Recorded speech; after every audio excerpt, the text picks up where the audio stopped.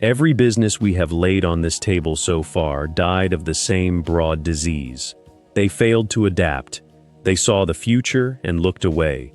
They clung to the past until the world moved on without them. Tonight is different. Tonight, the body on the table did not die of natural causes. It did not fail to see the future. It was not out-innovated or out-thought or made obsolete by some brilliant new technology. Tonight's victim was, by every measure that matters, still loved, still wanted, still visited by millions of families every single year, right up until the end.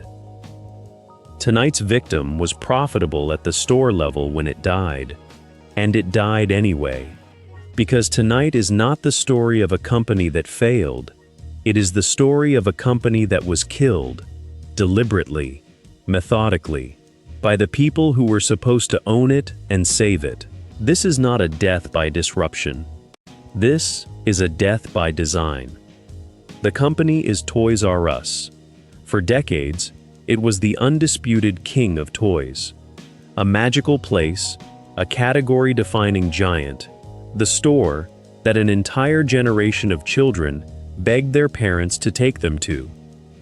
It had a jingle that millions of people can still sing from memory. It had a mascot, a cheerful giraffe, beloved by children around the world. It was not just a store. For a child, it was a destination, a wonderland, the closest thing to a temple of childhood that retail ever built. And then, in 2017 and 2018, it collapsed into bankruptcy and liquidation, throwing tens of thousands of people out of work and erasing one of the most iconic brands in the history of American retail. The official story you were told was simple. Amazon killed it. Online shopping killed it. The world changed, and a dusty old toy store could not keep up. That is the comfortable story, the natural disaster story, the story that lets everyone involved walk away clean. It is also, in the most important sense, a lie. Because the truth is that Toys R Us was not killed by Amazon. It was crippled, years before Amazon was a serious threat, by a financial decision made in a boardroom. A decision that loaded a healthy company with a mountain of debt so vast that it could never again afford to fight for its own future. By the time the real battle for retail arrived, Toys R Us was already on the ground, bleeding, its hands tied behind its back, paying hundreds of millions of dollars a year just to service a debt it had never wanted and never needed. This is the story of how a beloved, profitable, category-leading company was bought, drained, and left to die, not by its competitors, but by its own owners. This is not a tragedy of blindness. This is something closer to a crime. My name is unimportant. What matters is the body on the table. And today, the body is Toys R Us. Let's begin the autopsy. To understand how Toys R Us was killed, you first have to understand how strong and how dominant it truly was, because the strength is what makes the killing so unforgivable. The story begins with a man named Charles Lazarus, who, after the Second World War, sensed something coming: the baby boom. Millions upon millions of children about to be born into a prosperous, growing America. Lazarus started with a baby furniture store, and then he noticed that parents kept coming back, not for furniture, but for toys, because toys were the thing that got used up, outgrown, and replaced, over and over again. So Lazarus built something entirely new. Not a small toy shop, but an enormous toy supermarket, a warehouse of childhood, with aisle after aisle after aisle of every toy imaginable, stacked to the ceiling, at prices the small shops could not match. He called it a toy supermarket, and he applied to toys the same revolutionary idea that was transforming the rest of retail: overwhelming selection, low prices, and massive scale. It worked beyond anyone's dreams. Toys R Us became what the industry calls a category killer. A store so dominant in its single category that it simply destroyed all competition. The small toy stores could not compete on selection or price, and they died. And Toys R Us rose to take their place. Store after store, city after city, country after country. At its height, Toys R Us was a colossus. It operated well over 1,000 stores around the world. It commanded a staggering share of the entire American toy market. At one point, by some measures, around a quarter of all toys sold in the United States passed through its doors. It was so powerful that it could dictate terms to the toy manufacturers themselves. When Toys R Us decided to stock a toy, that toy could become a hit. When it decided not to, a product could die on the shelf before it ever reached a child.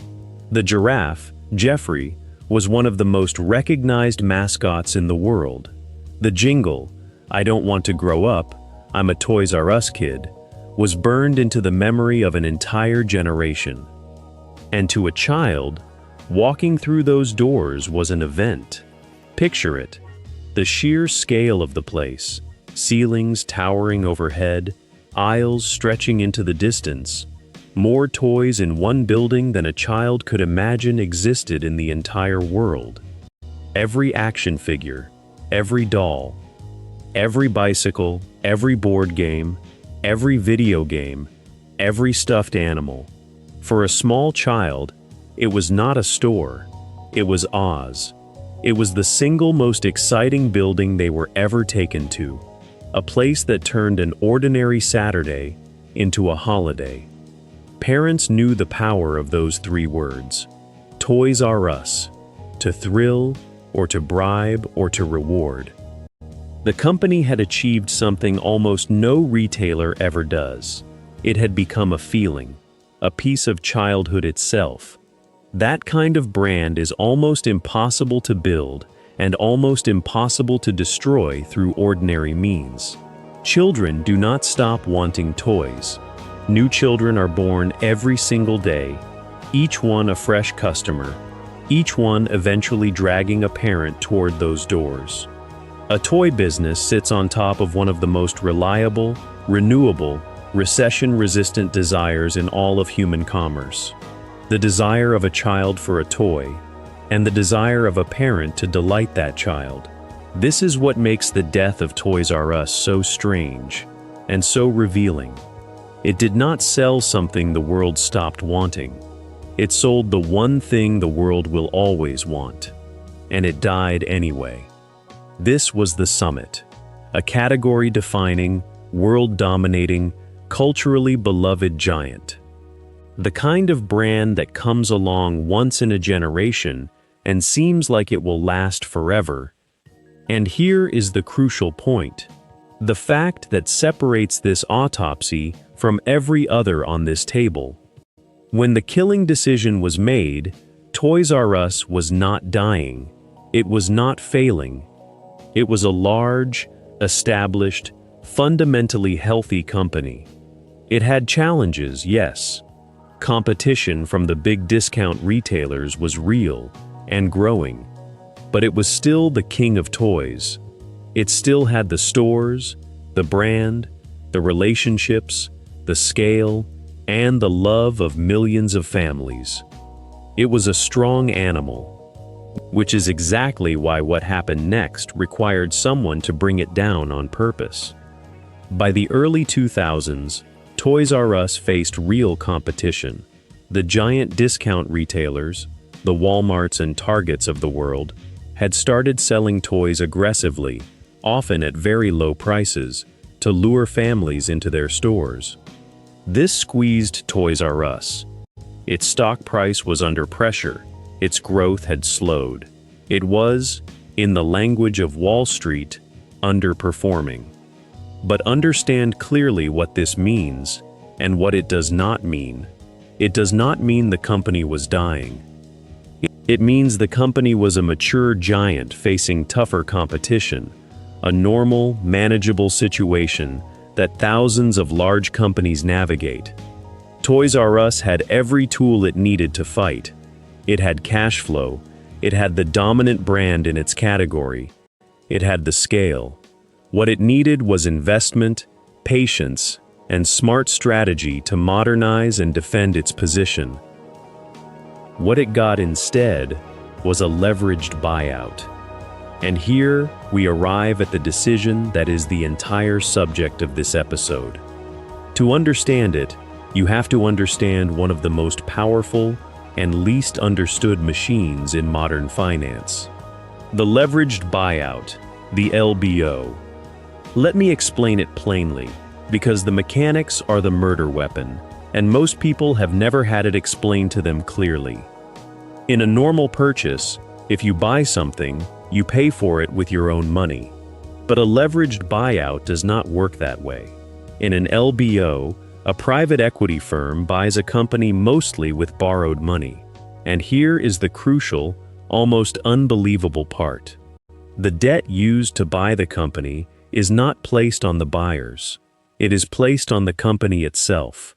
The thing being purchased is forced to borrow the money used to purchase it, and then forced to carry that debt and pay the interest on it forever after. Imagine buying a house, but instead of you owing the mortgage, the house owes the mortgage. The house must somehow generate the money to pay its own loan every month. And if the house cannot, if it ever stops producing enough cash, the house is seized and sold for parts. That is a leveraged buyout. The asset is made to pay for its own capture. Now, I want to be precise and fair here, because the leveraged buyout is not, by itself, an evil thing. In the right hands, it can be a legitimate and even useful tool. Sometimes, a private equity firm buys a struggling company, uses its expertise to genuinely fix it, makes it stronger and more efficient, pays down the debt, and sells it years later as a healthier business. When it works that way, everyone can win. The technique itself is neutral. It is a financial instrument, like a scalpel. A scalpel in the hands of a surgeon saves lives. The same scalpel in the wrong hands does something very different. The danger of the leveraged buyout lies in its incentives. Because the debt is loaded onto the company, not the buyer's own money at risk can be remarkably small relative to the size of the prize. This means the potential returns, if things go well, can be enormous, and the personal downside, if things go badly, is limited, because it is largely the company that owes the money, not the people who arranged the deal. When you can capture most of the reward while pushing most of the risk onto someone else, you are tempted to load on as much debt as possible and to extract as much value as quickly as possible, because the structure rewards exactly that behavior. The tool does not force a bad outcome, but it tilts the table steeply toward extraction over patience, toward speed over health. In 2005, a group of powerful investors, 2 major private equity firms and a large real estate company, executed a leveraged buyout of Toys R Us. The total deal was valued at around $6.5 billion. They took the company private, off the public stock market, and they loaded it with debt. The borrowed billions used to buy Toys R Us were piled directly onto the company's own balance sheet. Overnight, a company that had been carrying a relatively manageable amount of debt was transformed into a company drowning in it. Billions of dollars of debt, the legacy of its own purchase, now strapped to its back like an anvil. From that day forward, Toys R Us was no longer a toy company that happened to have some debt. It was a debt that happened to sell toys. Before we follow the body further down, I want to ask you something directly. If you find this kind of autopsy valuable, if you want to understand not just that great companies die, but the exact decision, in the exact room, that kills them, then subscribe to this channel. Every episode, we lay one fallen empire on the table, and we find the true cause of death. It costs you nothing, and it ensures the next examination finds its way to you. Now, back to the body. To understand why this debt was fatal, you have to see what it did to the company, year after year, quietly, like a poison with a long half-life. After the buyout, Toys R Us owed enormous sums in interest every single year. By many accounts, the company was paying something on the order of $400 million or more annually just to service its debt. Just the interest. Money that vanished into the accounts of lenders before a single dollar could be spent on anything that might actually help the company survive. Now ask yourself the question that reveals the entire crime. What could a company do with an extra $400 million a year? It could rebuild its aging, tired stores into bright, modern, exciting destinations. It could invest seriously in its website and its e-commerce operation to meet the rising threat of online shopping head-on. It could lower its prices to compete with the discounters. It could improve the pay and training of its staff to make the in-store experience magical again. It could experiment, adapt, and evolve. Exactly the things a mature company must do to defend itself in a changing market. Toys R Us could do almost none of these things, because the money that should have funded its future was being shoveled, year after year, into the furnace of its debt. This is the mechanism of the murder, and it is crucial that you see it clearly, because it is invisible in the official story. While Amazon and the online world were rising, Toys R Us desperately needed to invest in technology and modernization to keep up. That was the great battle of the era, and the company needed every weapon it had to fight it. But it could not afford the weapons. Every year, hundreds of millions of dollars that could have built a world-class website, that could have modernized the stores, that could have funded the fight for the future, all of it was consumed by interest payments on the debt from its own buyout. The company's website and online operation, as a result, lagged badly behind. Its stores grew tired and dated. While nimble, debt-free competitors invested and adapted, Toys R Us was financially paralyzed, running just to stand still, pouring its lifeblood into debt service instead of into survival. And here is the part that should make you angry. Through much of this period, the actual toy business was not the problem. The stores, at an operating level, often still made money. Families still came. Toys still sold. The underlying business was, in many years, fundamentally viable.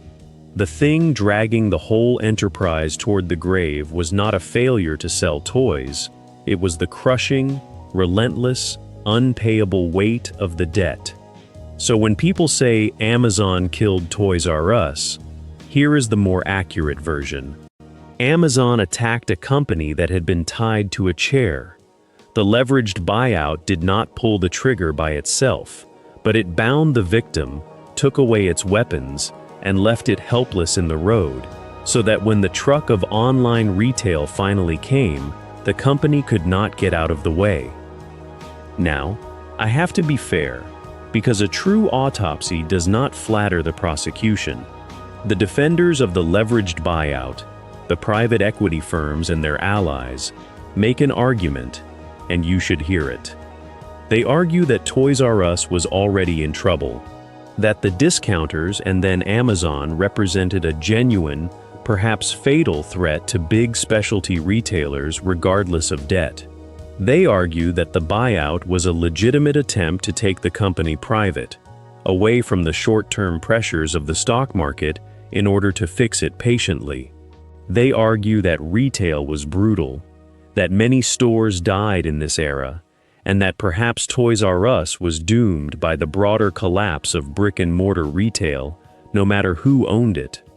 They point out that the owners did, at various times, invest in the business and try to turn it around. There is some truth in this. The retail environment was genuinely savage. Online shopping was a real and growing threat. It is possible that Toys R Us would have faced serious difficulty even without the buyout. But here is why the defense fails, and fails completely.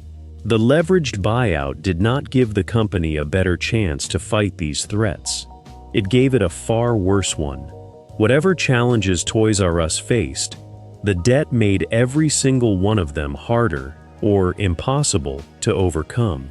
You do not help a boxer win a fight by tying weights to his arms before he steps into the ring. The threats were real, but the debt is precisely what ensured the company could not muster the resources to meet them. A healthy, debt-free Toys R Us might have lost the war against Amazon. We will never know. But it would have entered that war with its weapons in its hands, instead of in chains. The buyout removed the one thing that might have given it a fighting chance: the financial freedom to invest in its own survival. And there is a deeper, more troubling point, one that goes to the heart of how this kind of finance works. For the private equity firms, the buyout was not necessarily a failure, even though the company died. This is the part that most people find almost impossible to believe. Through the structure of these deals, the firms that orchestrate them can collect enormous fees, management fees, advisory fees, transaction fees, extracted from the company over the years of ownership, regardless of whether the company ultimately lives or dies. The people who loaded Toys R Us with debt could, through various mechanisms, pull money out of it along the way. So even as the company starved, the architects of its starvation were, in certain respects, being paid. The patient died, but the surgeons still collected their fee. That is the disturbing logic at the center of this autopsy. In the world of the leveraged buyout, the death of the company and the profit of its owners are not always opposites. Sometimes they can happen at the very same time. I want to pause the timeline here, because this is the part of the autopsy that matters most. Not what happened to Toys R Us, why this kind of death happens at all. And the why of this story is utterly different from every giant we have examined before. Blockbuster, Kodak, Nokia, BlackBerry, they all died of something inside themselves: comfort, nostalgia, arrogance, expertise. Their fatal decisions were made by their own leaders, out of human failings of vision and courage. But Toys R Us is different. Its fatal decision was not made by toy people trying and failing to run a toy company. It was made by financial people, for financial reasons, that had almost nothing to do with toys at all. Let me show you the three forces that actually killed it. The first force is the extraction of value versus the creation of value. There are two fundamentally different ways to make money from a company. You can create value, build it, grow it, improve it, make it stronger over time, and profit from that strength. Or you can extract value. Take what already exists inside a strong company and pull it out for yourself, even if doing so weakens or destroys the company in the process. The leveraged buyout, at its worst, is a machine for extraction. Toys R Us had decades of accumulated strength, a trusted brand, valuable real estate, steady cash flow. The buyout was, in effect, a way to borrow against all of that accumulated strength, pull the value out, and leave the weakened, indebted husk to fend for itself. The company was not being built, it was being mined. The second force is the transfer of risk onto the victim. This is the dark genius of the leveraged buyout structure. The people who made the decision to load Toys R Us with debt did not put that debt on themselves. They put it on the company. If the bet paid off, they would profit enormously. If the bet failed, it was largely the company, its employees, its suppliers, its future, that would pay the price, not the architects of the deal. When the decision makers do not bear the consequences of their own decisions, you get reckless decisions. The buyout concentrated the potential rewards in the hands of a few investors, while pushing the potential catastrophe onto the thousands of workers and the company itself. Risk and consequence were severed from each other, and whenever risk and consequence are severed, disaster becomes not just possible, but likely. The third force is the tyranny of financial logic over operational reality. To the people who run a toy store, the goal is to sell wonderful toys to delighted children and build something that lasts. To the people who run a leveraged buyout, the company is not a toy store at all. It is a financial instrument, a collection of cash flows and assets to be optimized, leveraged, and monetized. These are two completely different languages, two completely different definitions of success. And in the Toys R Us buyout, the financial logic ruled absolutely. The question was never primarily, how do we make this the best toy company in the world for the next 50 years? The question was, how do we structure this asset to generate the returns our investors demand? When the spreadsheet becomes the master and the actual business becomes merely the raw material, the long-term health of that business is not a priority. It is an afterthought. And afterthoughts, in finance, are where companies go to die. Extraction over creation. Risk severed from consequence. Financial logic crushing operational reality. That is the specific disease that killed this specific giant. And notice how it differs from all that came before. The earlier giants committed a kind of slow suicide. Toys R Us was the victim of something closer to homicide. The earlier giants were destroyed by what they could not see. Toys R Us was destroyed by people who saw everything clearly and made their choices anyway, because the structure rewarded them for it.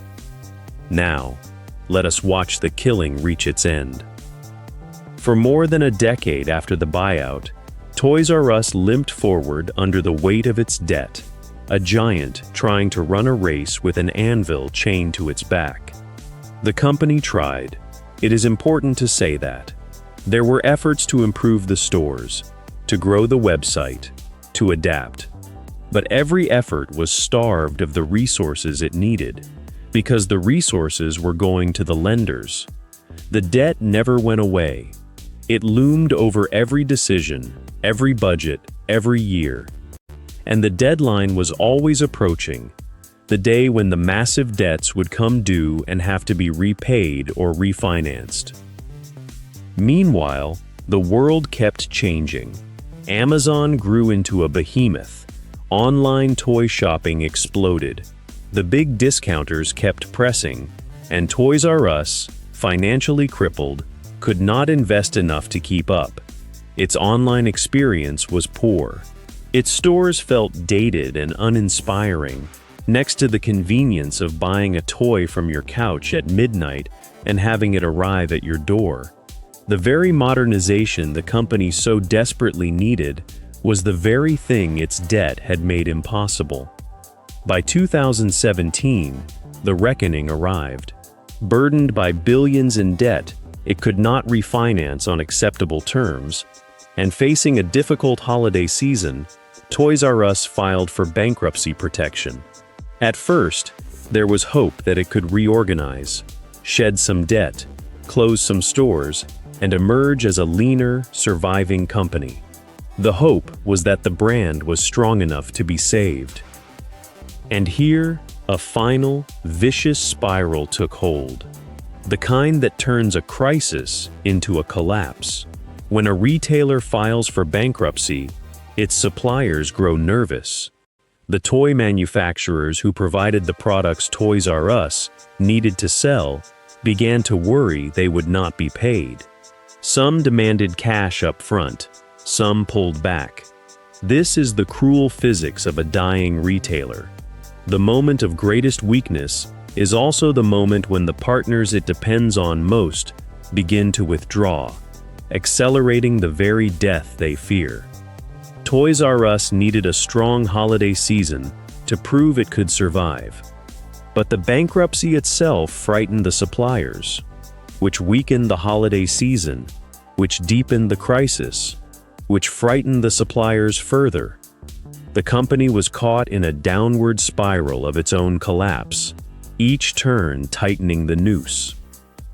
But the situation was too far gone. The debt was too vast, the business too weakened by years of underinvestment, the trust of suppliers too damaged. In early 2018, the company announced it would liquidate its operations in the United States. Not reorganize, not shrink, liquidate. The stores would be emptied and closed. The giraffe would go dark. The human cost was staggering. Tens of thousands of employees, many of whom had given years, even decades of their lives to the company, lost their jobs. And in a final insult that became a national scandal, many of these workers were initially told there would be no severance pay, even as the financial architects of the company's destruction had, over the years, collected their fees. The outrage was so intense that it sparked public protests, political attention, and eventually, a fund was created to provide some financial relief to the workers. But the message had been sent, loud and clear, about who mattered and who did not in the machinery of the leveraged buyout. The stores closed, the shelves emptied. A generation of parents took their children for one last visit, walking the aisles of a dying wonderland, and then it was gone. One of the most iconic brands in the history of retail, a company that had defined childhood for millions, was erased. Not because children stopped wanting toys, not because the brand stopped being loved, but because a financial structure had bled it dry over more than a decade until there was nothing left to give. So what killed Toys R Us? The comfortable answer, the one you have heard 100 times, is Amazon, online shopping. The death of brick-and-mortar retail. The natural, unstoppable march of progress. That is the answer that lets everyone sleep soundly. The investors, the lenders, the whole machine. Because it makes the death an act of nature that no one is responsible for. But you have seen the evidence yourself. And the evidence tells a different story. Toys R Us was not killed by a failure to see the future. Unlike the giants before it, this was not a company blind to a coming threat. Everyone could see Amazon rising. Toys R Us was not killed by a failure to sell toys. At the store level, the business often still worked. Families still came. The brand was still loved, right up until the lights went out. Toys R Us was not killed by being old or irrelevant. It was the dominant name in its category, with assets, scale, and trust that any competitor would have envied.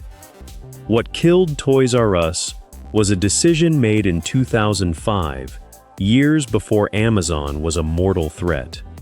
The decision to load a healthy, beloved, profitable company with billions of dollars of debt that it never needed and could never escape. The decision to extract its value rather than build it. The decision to chain the boxer's arms before the fight, and then to blame the boxer when he lost. Amazon did not kill Toys R Us. Amazon arrived to find Toys R Us already bound and bleeding in the road, and simply finished what the leveraged buyout had started 12 years before. This was not a death by disruption. It was a death by design. There is a lesson here, and it is darker and more modern than the lessons of the giants before it. In the cases of Blockbuster, Kodak, Nokia, and BlackBerry, we learned that the thing that makes you powerful is often the thing that kills you, that your own strengths, clutched too tightly, become the weights that drag you down. Those were tragedies of the inside, of human blindness and fear. But Toys R Us teaches something else. It teaches that a company can do everything right at the level of its actual business, can still be loved, still be wanted, still be selling its product to happy customers, and can be killed anyway, from the outside, by a financial decision that has nothing to do with whether the business itself is good or bad. It teaches that in the modern economy, the health of a company and the survival of a company are not always the same thing, that a profitable business can be turned into a dying one, not by the market, not by competitors, not by failure, but by the very structure of its ownership. This is the danger of a world where companies can be bought with their own future as collateral, where the people making the decisions do not bear the consequences, where value can be extracted faster than it can be created, and a strong, healthy enterprise can be transformed, by the stroke of a pen in a boardroom, into a doomed one, not over the question of whether it makes good toys, but over the question of how much can be pulled out of it before it falls. Toys R Us did everything a toy company is supposed to do. It built a beloved brand. It dominated its category. It made millions of children happy for generations. And it died anyway, killed by a decision that was never really about toys at all. They had everything. The dominant brand in their category, a quarter of the American toy market, a mascot known around the world, and a jingle a generation still remembers. The love of millions of families. And they lost all of it.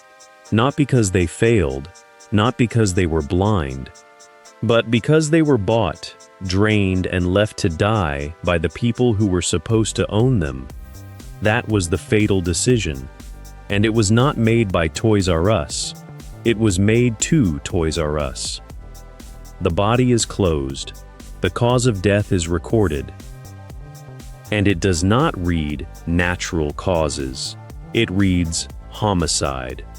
Somewhere out there, right now, another healthy, beloved, profitable company is sitting in the crosshairs of the same machine, strong, valuable, and about to be bought with its own future as the price.